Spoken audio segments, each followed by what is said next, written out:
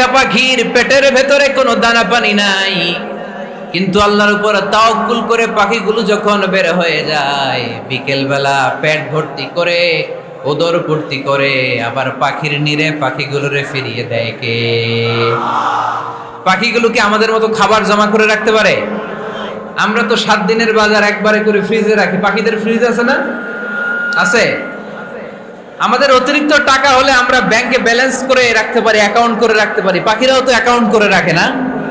না, প্রতিদিন না খেয়ে বের হয়। কালকে ওই পাখিটা কি খাবে, কোন জায়গা থেকে তার রিজিকের ব্যবস্থা হবে আল্লাহ ছাড়া কেউ জানে।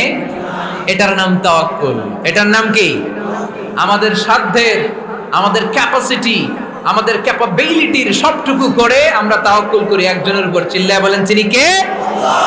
এজন্য ইসলাম আমাদেরকে শিখায়, সালাত যখন শেষ বের হয়ে যাও, কাজে নেমে পড়ো, কাজে কোনো লজ্জা